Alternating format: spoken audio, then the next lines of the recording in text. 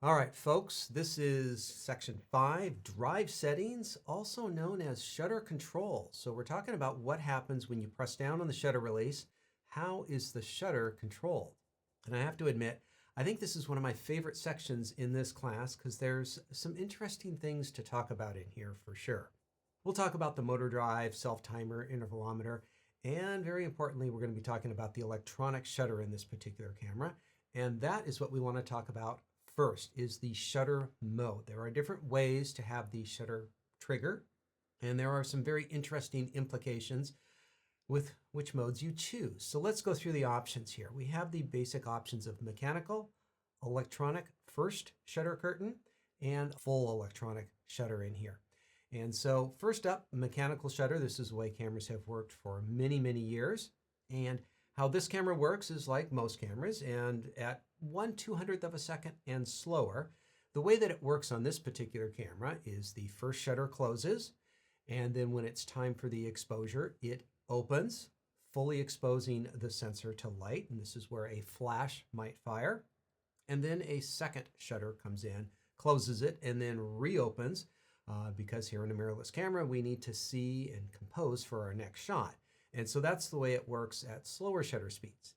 Now, we're still on the mechanical shutter, but at faster shutter speeds, it uses a different technique. It's essentially a scanning technique where the second shutter curtain starts closing shortly after the first one starts opening. That way there's this moving slit and each pixel is exposed for exactly the same amount of time. So it is a scanning process. And this is how interchangeable lens cameras have worked for many, many years. As far as a focal plane shutter, this is how you achieve fast shutter speeds. And this has been going on for decades. And so there is a scanning process to the mechanical nature of the shutter. Now, when it comes to the electronic shutter, we can turn pixels on and off. We just can't do it all at the same time. So there is a scanning motion to it, much like in the mechanical shutter, but there's some interesting differences when we start working with these. So let's look a little bit more closely at our options here. Now, this camera has a mechanical shutter, actually 2 shutters in there, kind of the first shutter curtain and the second shutter curtain. And when it comes time to take a photo, it closes, the first one opens. When it does so, it may make a little sound, and it also might have a little bit of vibration. So if you are shooting with a macro lens or a long telephoto lens on a tripod, there could be just a subtle little vibration that moves throughout your camera right during the exposure, and that can cause a problem. And this is why the mechanical shutter has a bit of an issue in these certain cases. In any case, the second shutter comes in, closes, turns off the exposure, and that's it. Now, the electronic first curtain shutter is an interesting combination of the 2 different physical and electronic options here. In this case, it electronically turns the pixels off, but apparently probably because the pixels cannot be turned off as quickly as they can be turned on, the mechanical shutter will close or turn off or end the exposure. And this solves the problem of any sort of vibration or sound at the beginning of the exposure. So for macro photography or long lens photography, this is a pretty good option. In fact, this is a pretty good option always round. Now, the mechanical shutter had a flash sync of 180th of a second, which when you look in the history of cameras is not great, is not top of the line. Typically, top of the line cameras have had 1/250th of a second flash sync, and you get that with this electronic first curtain shutter in here. So if you want to use flash, this is probably the best mode to use because you can use the fastest shutter speed available when syncing with a flash. Now, the electronic shutter, the full electronic shutter, uses a scanning system. All right, so it scans from the bottom to the top or the top to the bottom, depending on how the sensor is designed. There's no sound, there's no vibration, there's no mechanical movements from the shutter blades, which means that it's probably going to make your camera last a little bit longer. In the case of this particular camera, you get a little bit slower shutter speed when it comes to using flash, a flash sync speed of 1/180th of a second. So it's kind of the worst option to use if you're looking for faster sync speeds. Now, the problem with electronic shutters, since they've been around, is that there is a scan time. And on this particular camera, it's been measured by others, not me, at around 1/180th of a second in speed, which is much faster than in previous Canon cameras, is not as fast as the fastest one on the market currently right now. So traditionally with a electronic shutter and a scanning system, you can get distortions when either there is camera movement, like from panning, or from subject movement where your camera is stationary and something comes past your camera. Now, as noted at the bottom of the screen here, these images are not shot with the R3, okay? This is just an example of the problem with scanning images. And so because of this, scanning is a little bit different from camera to camera, I've developed my own torture test to see how good or bad a camera is at scanning. Because what you want is you want something that's very fast so that you can photograph things without any distortion. So what I do is I mount my camera vertically and I drop a wooden dowel, and as it scans across the sensor, if it was a really fast scan, I would end up with a perfectly straight line. If it's a slow scan, I end up with a very, well, angled line. And so a short slow motion video of what this looks like is you can just see this wooden dowel dropping across a grid, and then I can check to see how much it's angled. So I have done that with this camera, shooting at 1/2000th of a second. And I will first test the mechanical shutter on this, and you can see that at these faster shutter speeds, there is a scanning process going on, and it is a little bit angled. But this is how much you are naturally going to get with virtually any camera with a mechanical shutter at 2,000th of a second. It might be very slightly different between Nikon and Sony depending on their shutter mechanisms, but generally speaking, it's going to be about the same. And so it is impossible to capture a 2,000th of a second, for instance, in one perfect little capture. There's always going to be distortion with current cameras, at least.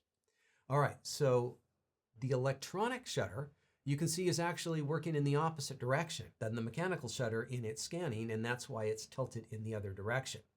And so this is still captured at 1/2000th of a second, but the scan time is around 180th of a second, which you don't really need to worry about. You just need to worry about, well, which one is straighter, okay? Now, the landmark camera right now, the best in scanning speed is the Sony A1.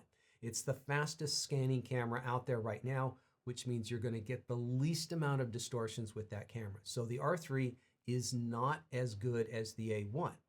It's pretty close to a mechanical shutter. It looks like it's a little bit worse in this particular test. But how does it compare with the vast majority of cameras out on the market? Well, this is a very typical non-stacked sensor electronic shutter from a lot of other cameras. This is what a lot of other Canons and Nikons and other brands of cameras look like when it comes to electronic sensors, and they're just not good at photographing movement. And the R3 is extremely good. Not the best on the block, but extremely good. Now, I was wondering, and you might be wondering, how accurate are my test results? Well, it's a homemade test, so it's not perfect. So I decided to do a test with the mechanical shutter over 5 shots to see, what's the average distortion I'm going to get. And so I got 1.62 degrees as far as the angle of that wooden dowel as it's dropping. When I used the electronic first shutter, I noticed something kind of strange, and I don't know that I have a good explanation for this. It was less than the mechanical shutter. So the electronic first shutter is doing a better job than the mechanical shutter. And I guess as I think about it now, the only thing that makes sense is that the electronic shutter, when they turn the pixels on, it's able to do that faster than the mechanical shutter. But some of this still doesn't totally make sense to me, but the electronic first shutter is the best option here when it comes to the least amount of distortion. Now, the electronic shutter, remember, it's kind of going the other direction, so it's a little bit angled in the other direction, but it's got an average distortion of about 3.5 degrees, so it's got a bit more. Now, the real question, this is all kind of fun in theory, the real question is, how much does this affect my photos out in the world? Well, that's what I want to know as well. So I took camera out and I photographed some of the best runners that I know. And I photographed them with a mechanical shutter, the electronic first shutter, and then of course the full electronic shutter. And I wanted to see, can I notice any distortions in them? And trying to pick out frames that are as similar as possible. And with the human body and the human form, well, there's variances from one stride to the next, and different bodies are a little different, and a tiny little distortion. Well, I don't think that's going to be visible by anyone. So if you're photographing dancers, runners, things like that, gymnastics, the electronic shutter, the distortion that it's going to cause does not seem to ever cause a problem at all. All right, let's push this just a little bit further. So in this case, I'm out at the velodrome where we have something of a known shape. And so we have wheels that I can assure you are very, very round. These are not ovals at all. So using the electronic shutter, firing at 30 frames per second at a very fast 1/4000th of a second, I wanted to see how much distortion there is in a wheel.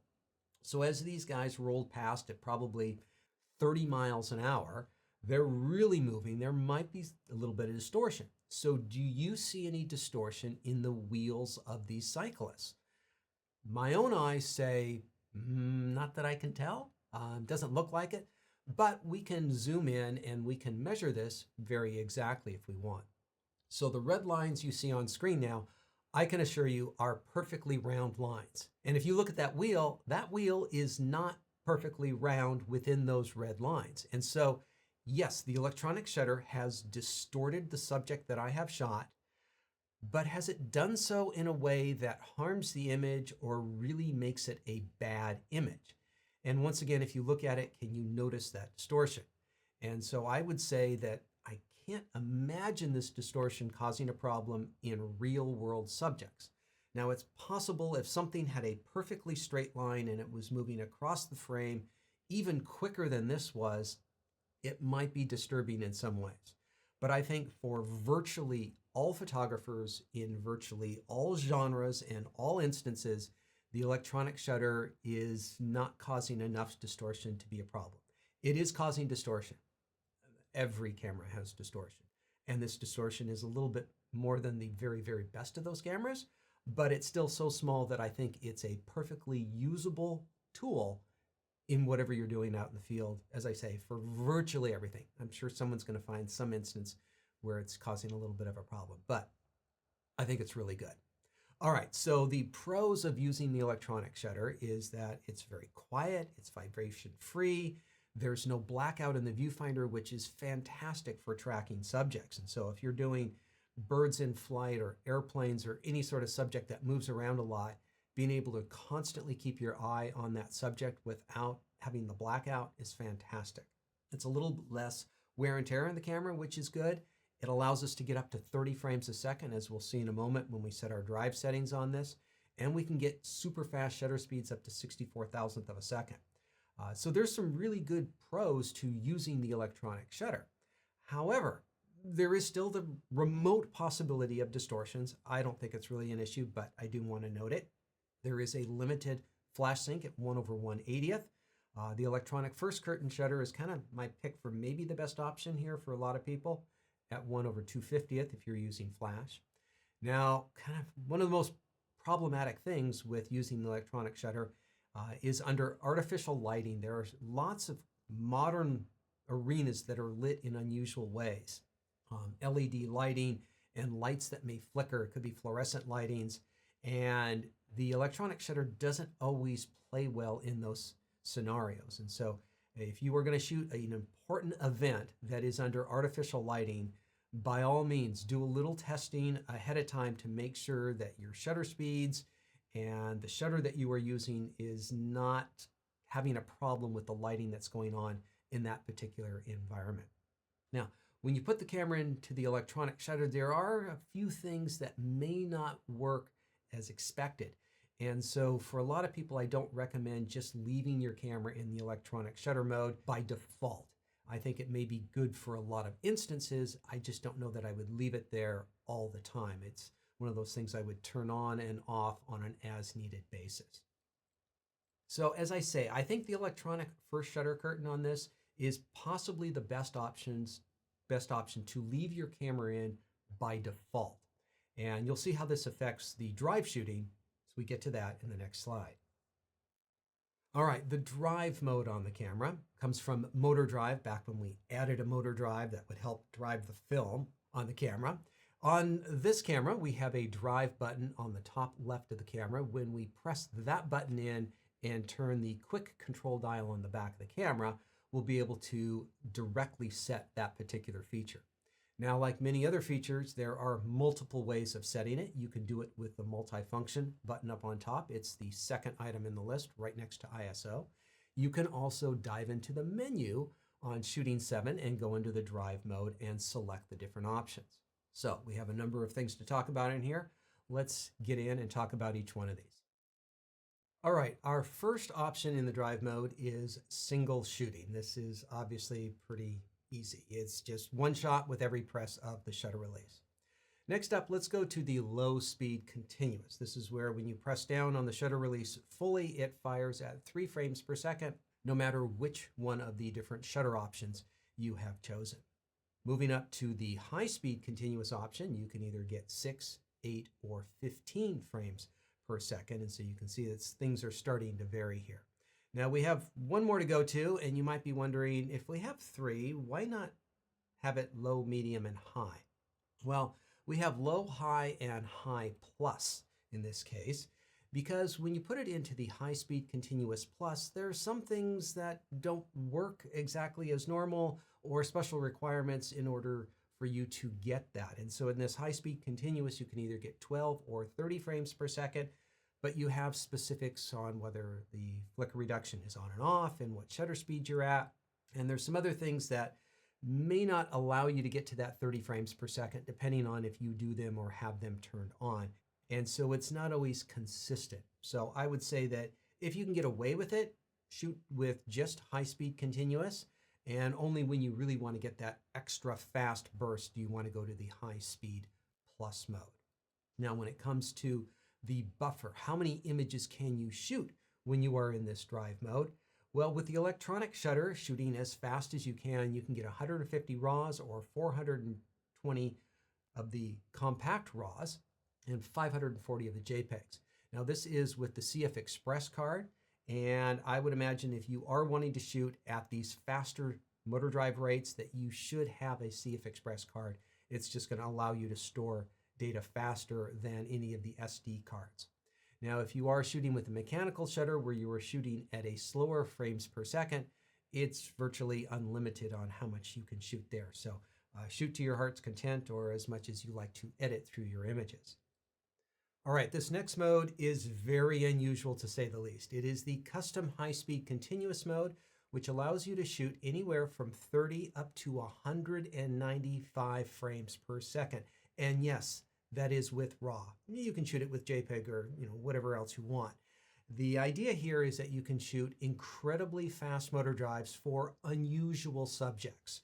The examples that Canon was giving was water droplets or perhaps a batter hitting the ball, where you know where the action's taking place. It's not moving laterally around or towards you, away from you, but it's happening very quickly in the spot that it's at. And you want to record a lot of frames very, very quickly.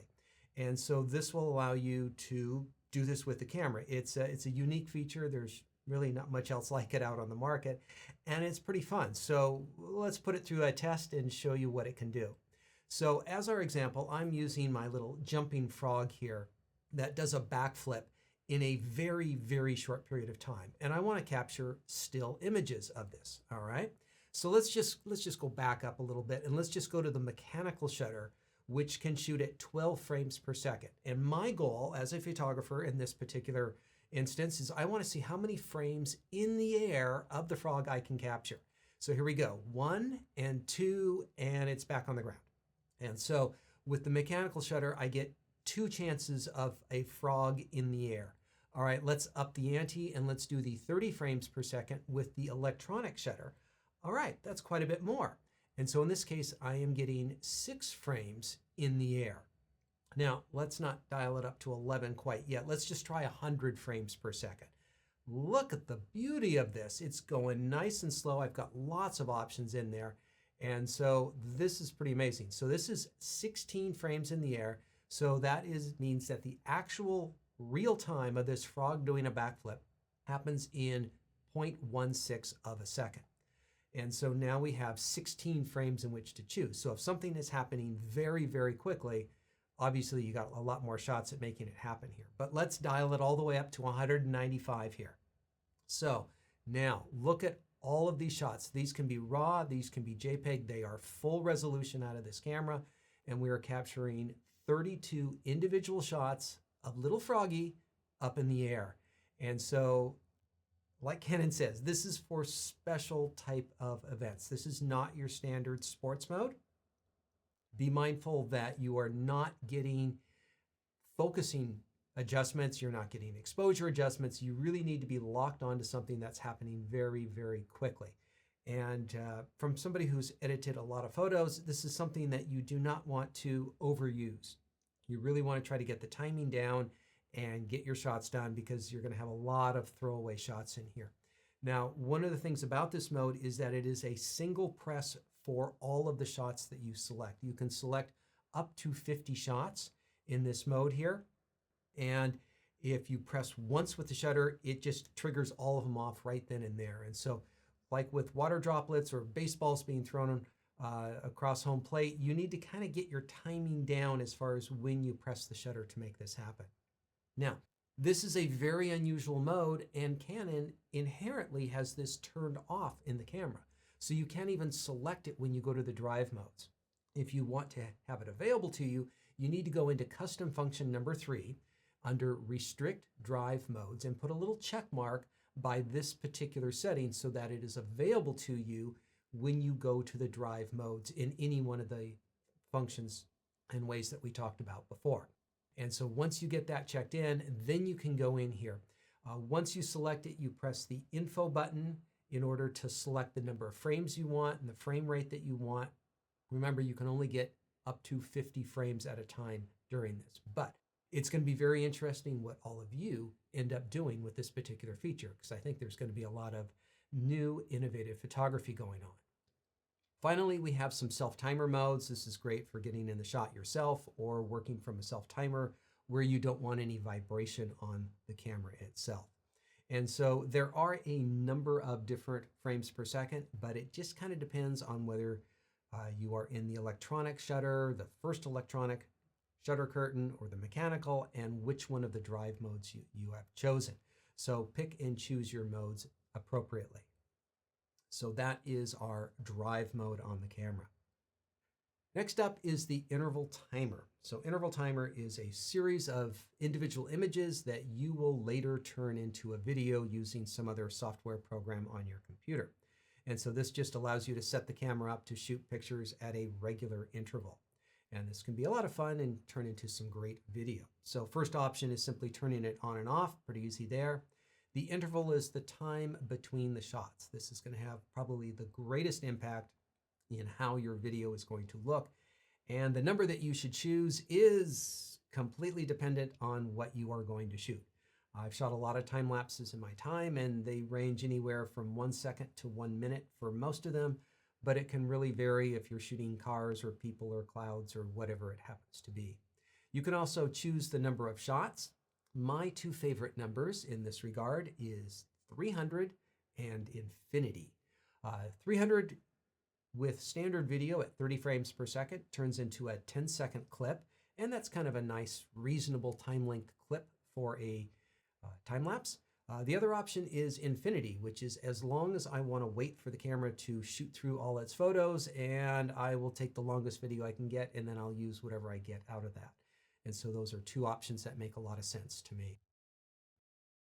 The camera also has multiple exposure, where you can take a photo of the moon and then a photo of the city, and then voila, have a photo of the moon over the city if you want to do this all in camera.